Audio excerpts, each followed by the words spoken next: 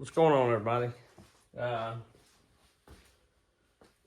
been putting out videos, or there's videos coming out of me cutting Friday, and I only cut from about lunchtime to about, well,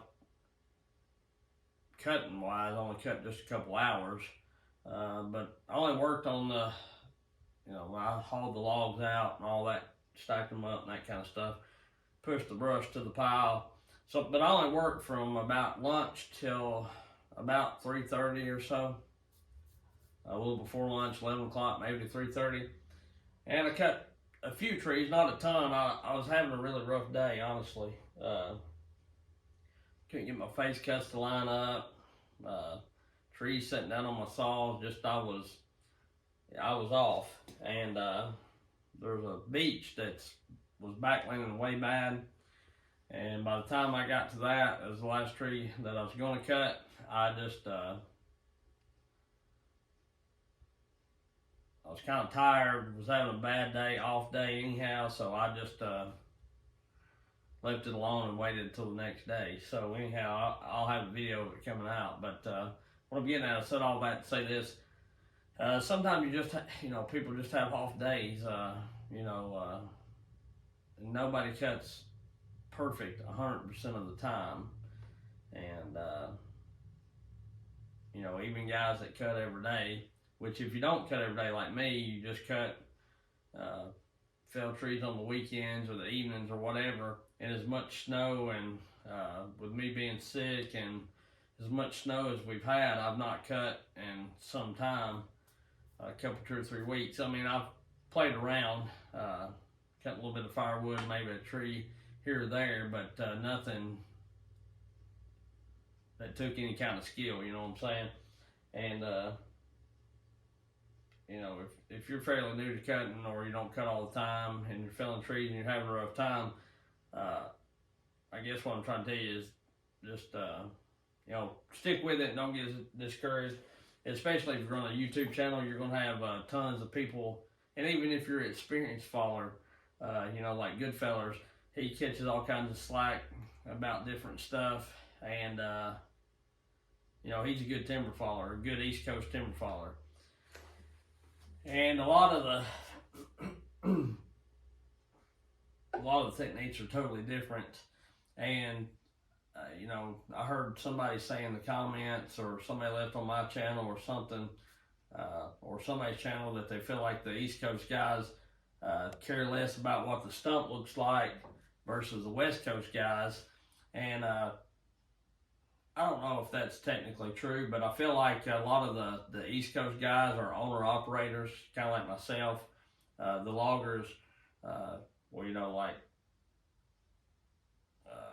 Goodfellas, Logger Wade, Nuts 319, and people like that, they're all cutting for their self.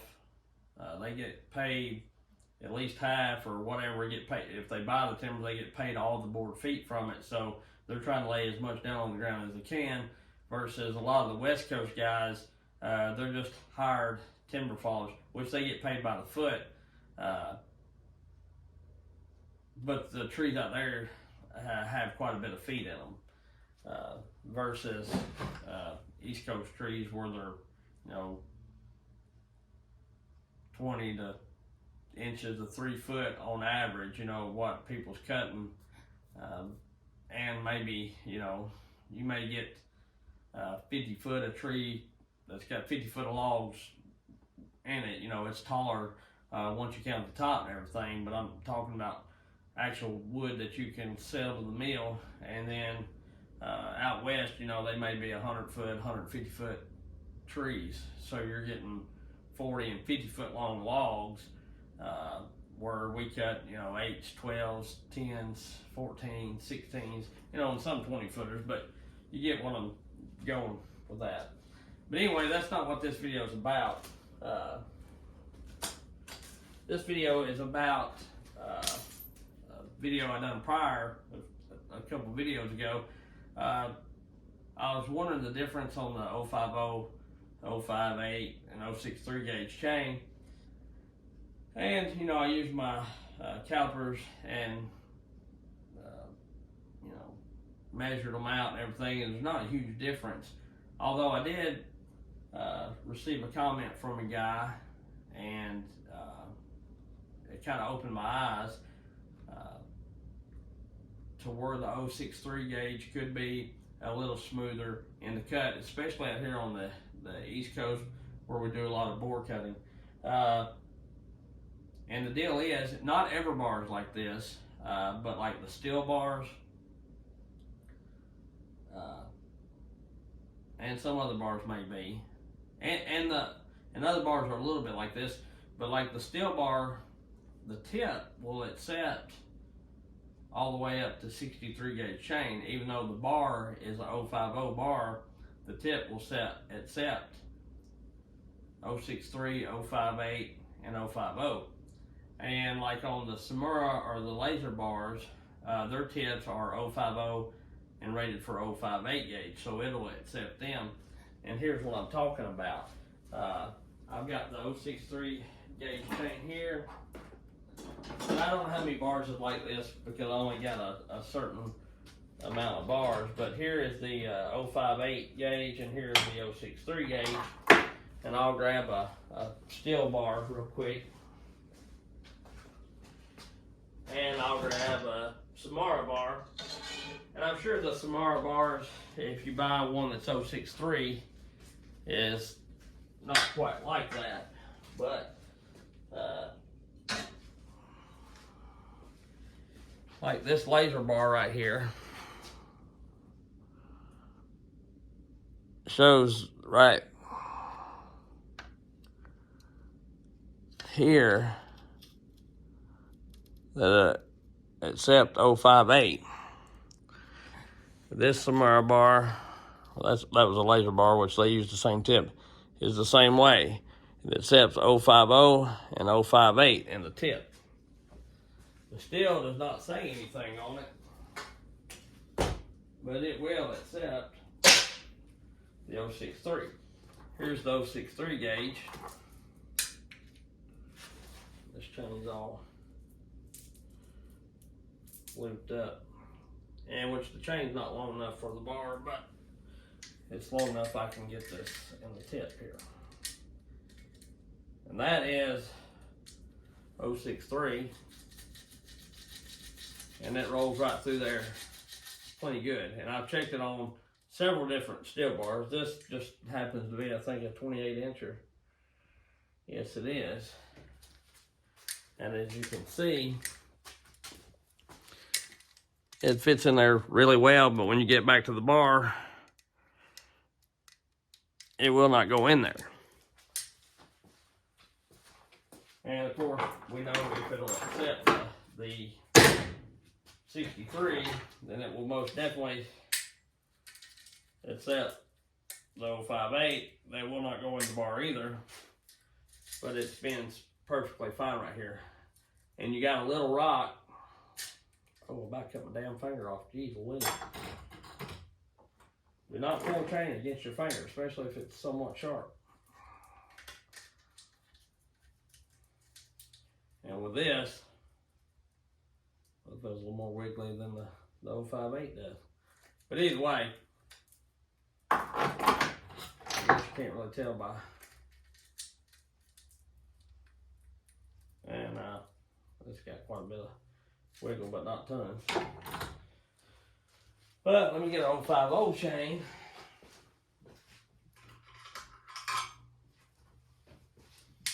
And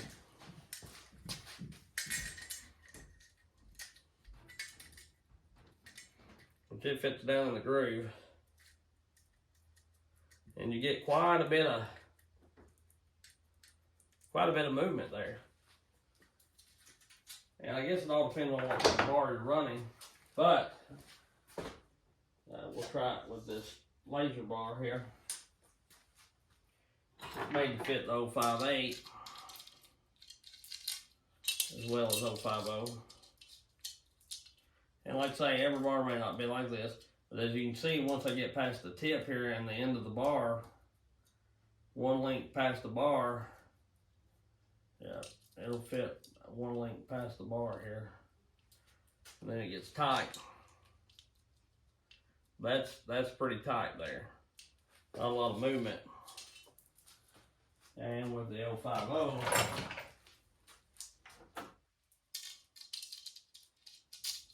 and this is something I did not know. I put a tip in one of my laser bars, the 32-inch one, and I seem to recall that it said, and you can tell this, 050 chain fits all the way into the bar groove, but it's got a whole lot more slop. And I could see where, like Goodfellas, he swapped 063 gauge.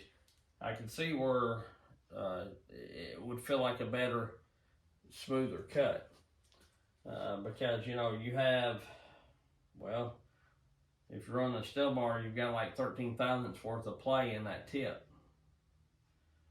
From about one link past the tip plumb out to here. So, this much of the bar, well, on this particular bar, you have about 8 thousandths of an inch, and which it, like say it's like 2 sheets of notebook paper or printer paper. And on the still bar, being that it sets the 63 gauge, is about 3 sheets of notebook paper. It don't seem like a lot, but when you're turning at 8 to 10,000, 11,000 RPMs, whatever you're turning, and you're cutting into something really hard, to me, any extra movement you got here has potential to maybe do something like this right here. And if you look at which I do a lot of bore, quite a bit of bore cutting. But if you look at my tip, it has and this bar is not used a ton, not been used a ton. I've used it, don't get me wrong, but it's like a spare bar, it's not one that's seen a ton of time. And it's got a little bit of a lip already starting to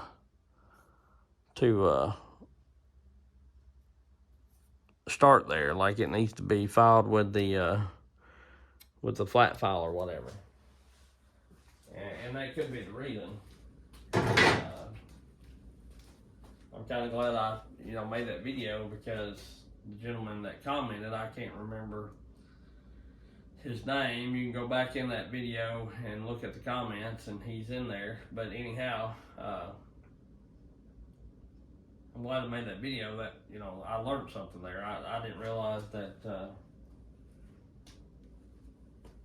and I bought this straight from the steel dealer. It hadn't had a different tip put in it or whatever,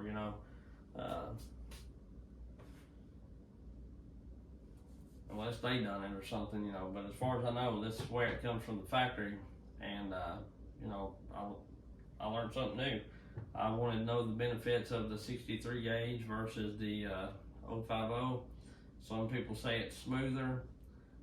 Some people say it doesn't stretch as bad. I don't quite know if that would be the case,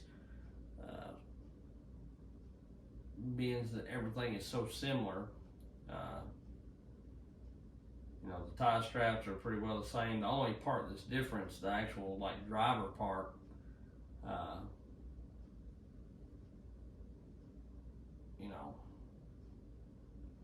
So anyhow, I'm just trying to think of how it could stretch more, but I'm not saying it doesn't. I've not run 63 gauge a ton. I had a couple loops of it for a couple bars that I had, and I've since got rid of both of them. I didn't cut with them that much because the bars weren't as light as the Still Light bars. So, and or as stiff. To me, those are the best bars on the market. But the reason I'm looking into all this and curious about all of it is because I thought about swapping the 063 gauge if it's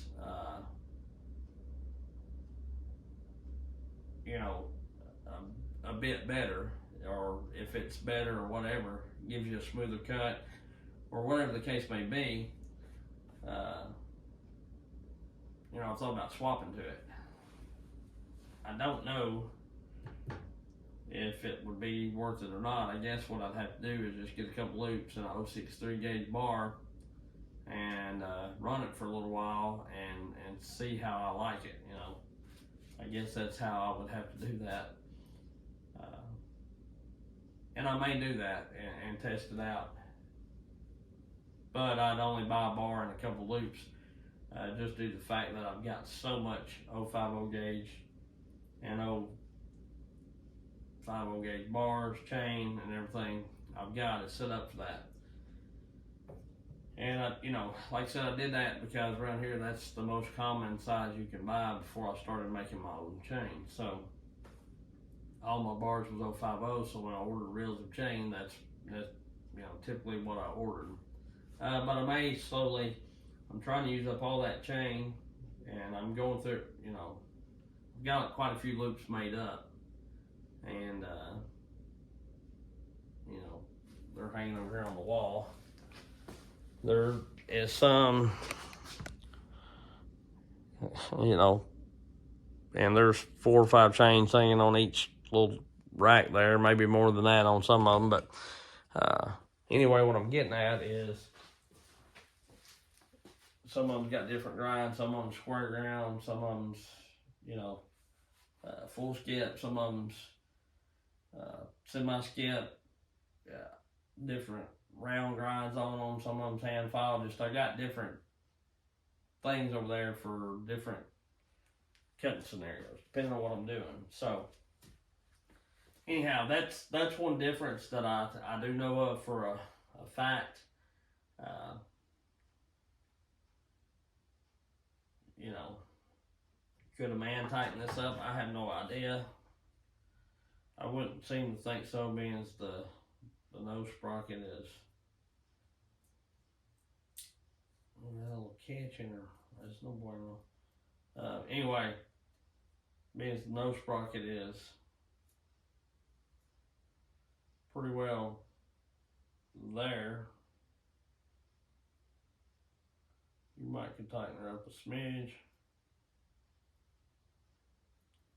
And I don't know if they're supposed to be wider, but I can see a difference.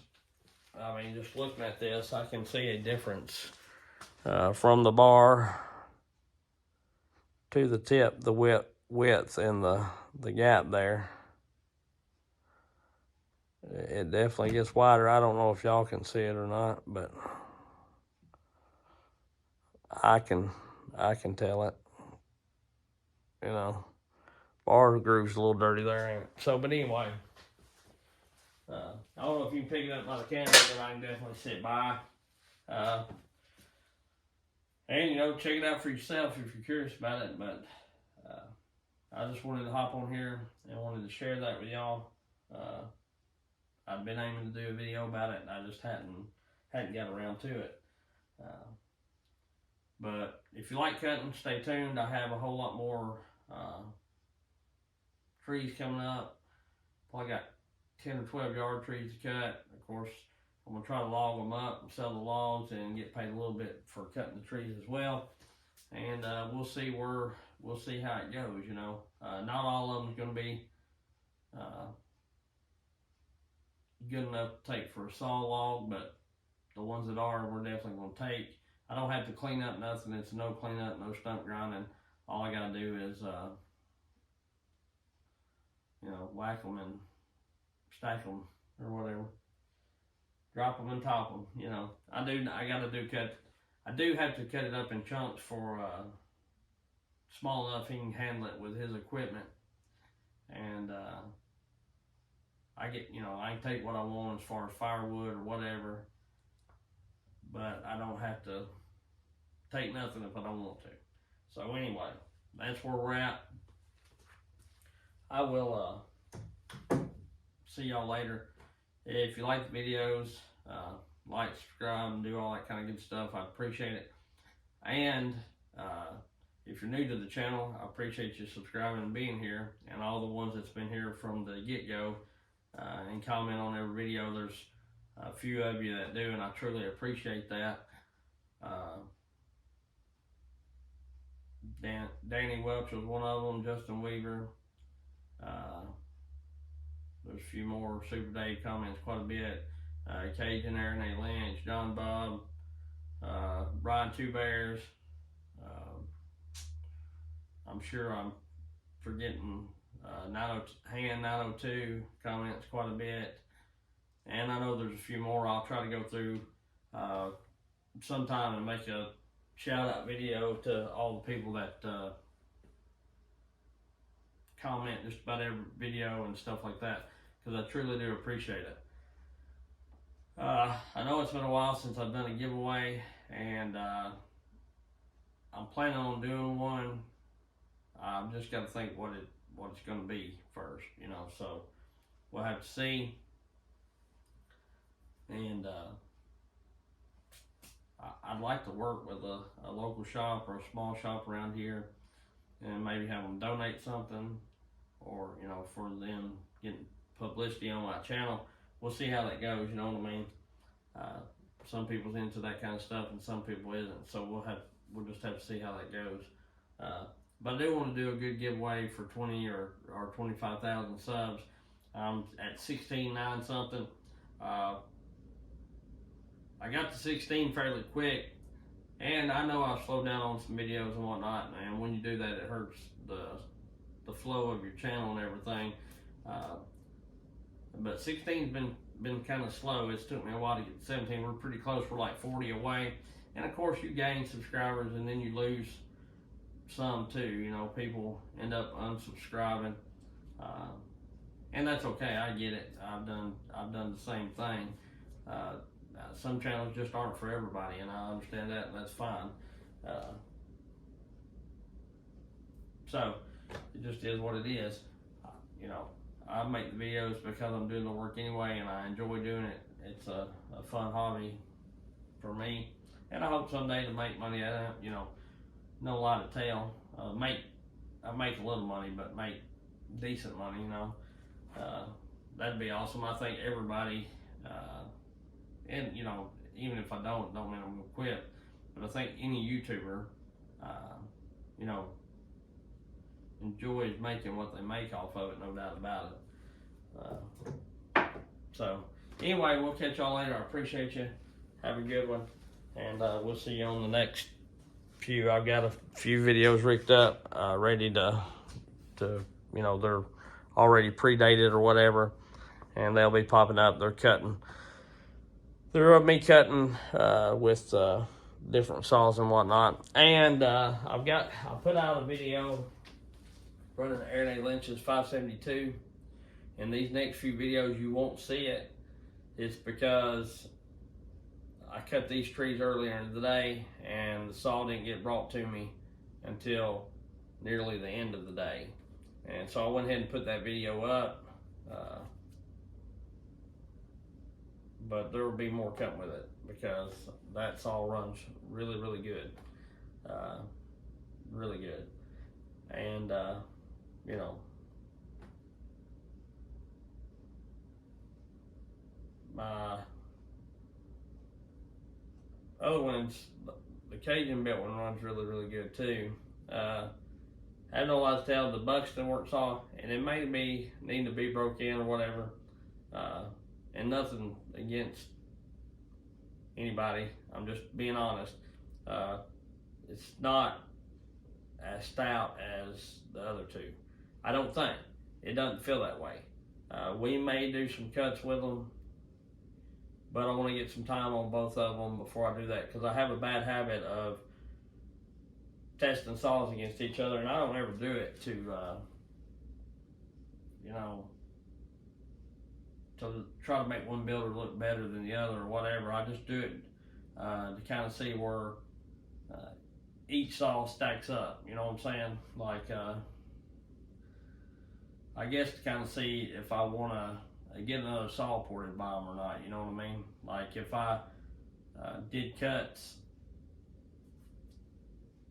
with these three saws or whatever, and one of them was 2 or 3 seconds slower than the other one, you know, and I'm paying the same money, you know, you may want to go with the faster one, or the stronger build may be one that you just want to play with or something. You know, you never know. So that's why I do it. Not really, like I say, not really to downgrade any builder, because they all build good saws, stouter than stock. It's just some get a little more out of them than others, is what I'm getting at. But anyway, I enjoy all my saws, and I enjoy both brands, Husky and Stihl. So, you know, that just is what it is. And I like Makita all right. Used to like them a little bit better, but I feel like they're just not as well built as the Husky or the Stihls, and that's just my opinion. But the price reflects it as well. So anyhow, we'll catch y'all later. I appreciate you. Thank you. See you.